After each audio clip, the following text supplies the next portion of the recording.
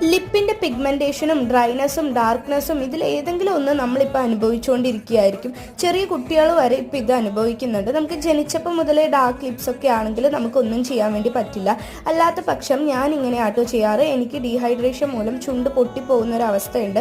ധാരാളം വെള്ളം കുടിക്കും. പിന്നെ ഞാൻ ജസ്റ്റ് സൺ ടാൻ അടിക്കാതിരിക്കാൻ നമ്മൾ ഉപയോഗിക്കുന്ന സൺസ്ക്രീനിൻ്റെ വളരെ കുറച്ച് ചുണ്ടിൽ ഞാൻ തേച്ച് കൊടുക്കാറുണ്ട്.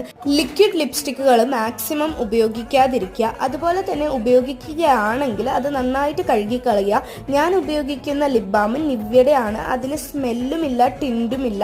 അങ്ങനത്തെ ലിപ് ബാമാണ് ഉപയോഗിക്കുക. ടിൻറ്റില്ലാത്ത ലിപ് ബാം മാക്സിമം ഉപയോഗിക്കാൻ വേണ്ടി ശ്രമിക്കുക. അതുപോലെ തന്നെ ചുണ്ട് നന്നായിട്ട് ഡ്രൈ ആയി പൊട്ടുന്ന അവസ്ഥ വന്നപ്പോൾ ഞാൻ ഉപയോഗിക്കുന്നത് ബൊറോളിനാണ്. ഇത് നമുക്ക് തേച്ചിട്ട് എങ്ങോട്ടും പോകാൻ പറ്റില്ല. പക്ഷെ വീട്ടിലിരിക്കുന്ന സന്ദർഭങ്ങളിലും ഒരു ഓവർനൈറ്റ് ഒക്കെ നമ്മളിത് തേക്കുകയാണെങ്കിൽ 1-2 ദിവസം വരെ ലിപ്പിൻ്റെ ഡ്രൈനെസ് നമുക്ക് മാറ്റാൻ വേണ്ടി പറ്റും. വീഡിയോ യൂസ്ഫുൾ ആയിട്ട് തോന്നിയാൽ സബ്സ്ക്രൈബ് ചെയ്യാൻ മറക്കണ്ട. ടാറ്റാ.